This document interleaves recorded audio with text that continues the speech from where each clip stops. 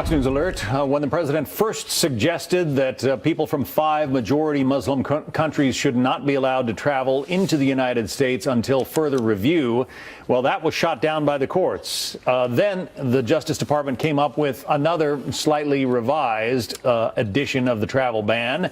That has just been shot down by the Ninth Circuit based on the West Coast.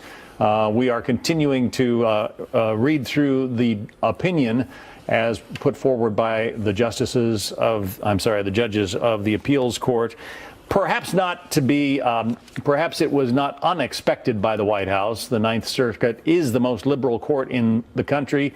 As Greg Jarrett will tell you, it is also the most overturned appellate court in the country. The Supreme Court also is taking a look at the travel ban. We'll have more for you throughout the hour.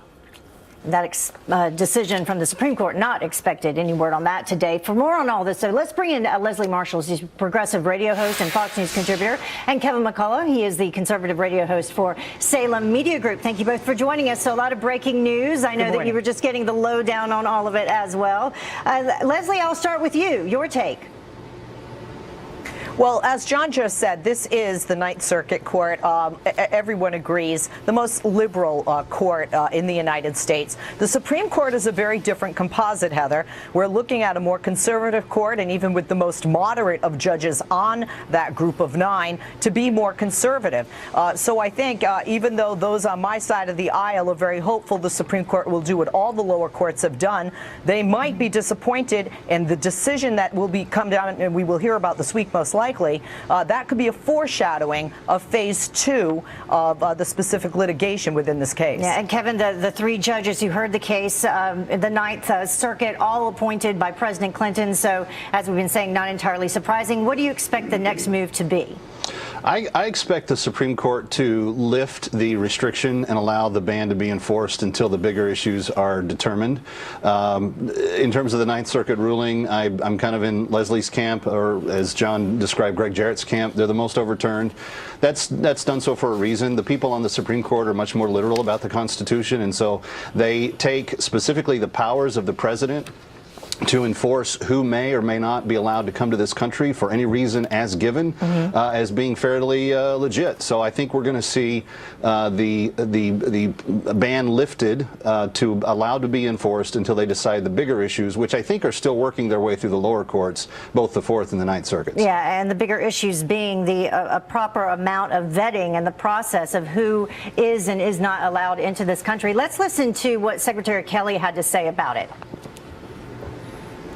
The court's injunction has prevented us from implementing a temporary ban on travel by aliens from 6 countries that are in states of civil war, are state sponsors of terrorism, and are basically failed states. They are the same countries identified by the Congress in previous administration in 2015 as nations of great concern. There's nothing to do with religion or skin color or the way they live their lives. So, Leslie, I know you disagree. Well, I disagree for a couple of reasons here, Heather. I mean, the dynamics of ISIS, their training, where their camps are located, and where we're seeing terrorists come from and where they're born aren't necessarily these states, these countries, excuse me. As you know, in this country, these are not where the terrorists in this country have hailed from. And as of late, we've seen people more likely, whether they get training in some of these countries, to be born in the UK or to be born in France or to be born elsewhere in Europe, as an example. It doesn't necessarily keep us safer, for one. 2, it also does not speak to more extreme vetting, if you will, in regard to those specifics and stats. And then lastly, we also need to look at, what is going to make us safer. The president talked about disaster, and we haven't seen that from any people from those countries here in the United States in the 128 days. Kevin, and that is an argument that people are saying right now, that the sense of urgency, if in fact that it was the sense of urgency, what steps have we taken during this interim period to, strengthen vetting procedures? Yeah, well, part of the people that make that argument are ignoring what the 3/4 of both travel bans consisted of. The purpose of the ban, from its very initiation, was to do an audit and discovery of our current methodologies, what's working, what's not working, how we need to strengthen different security procedures, how we grade or vet people that come from broken states. If you've been in the state of civil war, like in Syria, for many years, you have a problem finding records. It's not that we're trying to just pigeonhole geography or people groups that we don't like. It's that there's legitimate concerns that there may be security threats here. And what are we doing? So 2/3 to 3/4 of those initial travel bans were to do an audit, a discovery, and a report, to then make recommendations to then strengthen our new procedures, then re-engage immigration at full throttle. All right. Well, Kevin and Leslie, thank you so much for joining us as breaking news develops. We appreciate your insight on the fly. Thank you. Thank you.